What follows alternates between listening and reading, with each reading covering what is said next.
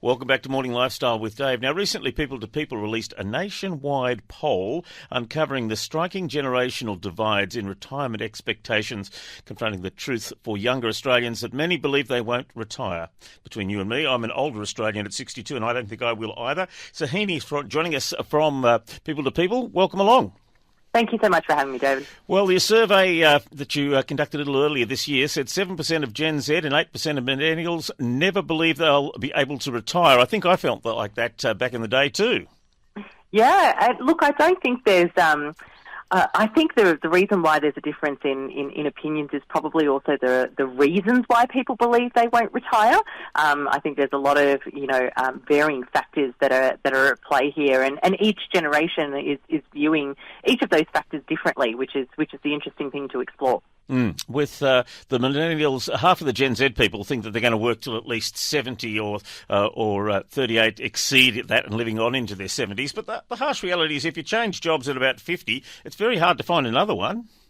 Well, that's exactly right, and I'm really glad you brought that up because ageism is such a prevalent problem, and it has been for a very long time. We have made a lot of strides, but it's not enough, and I think we are at a point where it's no longer just a nice to have in terms of assessing that, but it's an actual imperative from a business perspective to address that issue.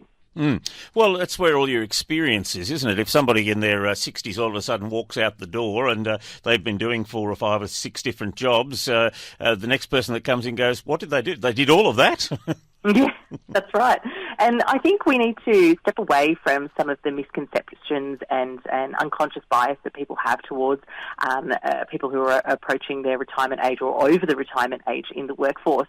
I think a lot of that generation, they're very pragmatic about what's expected of them in that time. There's, I think a lot of the unconscious bias revolves around people believing that they'll want to still move up in the career ladder, have realistic expectations of remuneration, when in fact, I think that's quite the opposite. They've been through the workforce, they've seen it all, they've seen all the changes that have happened, they have a much deeper understanding of, the context and the implications of asking for a pay rise, for example, or, getting into a particular position and seeing that through. And, you get all of that, and as a freebie, you get 3 to 4 decades of experience as well. So I just think it's a no-brainer for employers to look at this a little deeper and take advantage of all of this tacit knowledge that we're losing out. Younger generations, likewise, like to move around a bit, don't they? They tend to work for a year or two in a job and then find another job and then find another job and then find another job. And so it's interesting that they don't think they'll ever retire because the job that they're doing now they probably won't be doing in 6 months.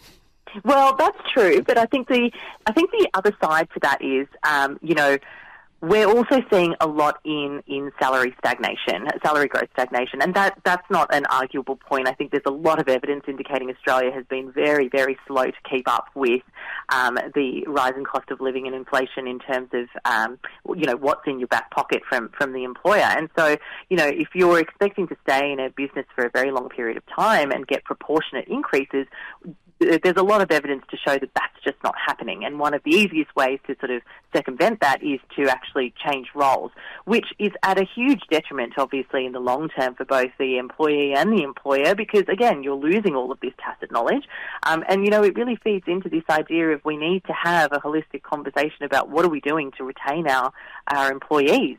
People don't like change. People don't want to leave. And people like to be,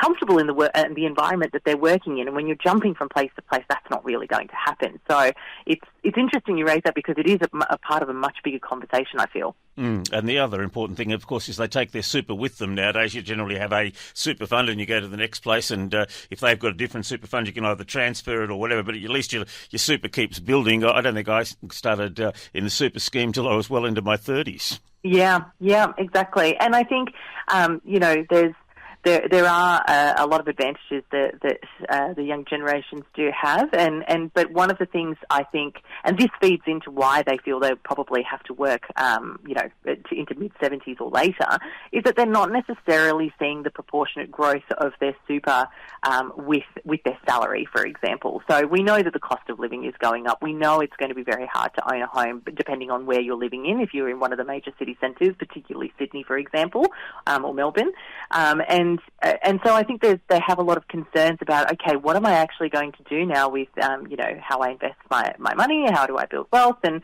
am I going to be able to get that from the job that I'm in? And how long will I need to keep working? So they're all very, very big, big thought questions that we need to take into consideration. And I think it's important to ask those questions, which is what we wanted to do with this poll. And the interesting thing, of course, is with mortgages and houses. I remember when I first bought my house a little over 30 years ago, it was $50,000. That same house recently went on the market $100,000. So if you're 30 now and you're looking ahead 40 years, I'd hate to guess what you're paying for a house. Exactly. And look, I think if we could see the salary component of that growing in a similar fashion, obviously it's never going to be at that same rate, but at least to show that, a double income with kids is going to be comfortable and they can afford a house in a reasonable suburb, that will go a long way. But I think right now that dream is so far away for a lot of Australians, irrespective of Gen Z or millennials or Gen X and boomers or otherwise. There's a lot of people in the same boat, and I think one of those things is to really look at employment as a whole in terms of what we're doing to retain staff, but one of those factors in the poll that we discussed is the fact that ageism, it really needs to go out the door. We've got an ageing workforce. We need to embrace that, and we need to make some changes as employers to harness that knowledge. Well, we thank you at People to People for doing the research. The head of HR Solutions, Shahini, joining us this morning. Thank you very much for your time. Thanks so much, David. Thanks for having me.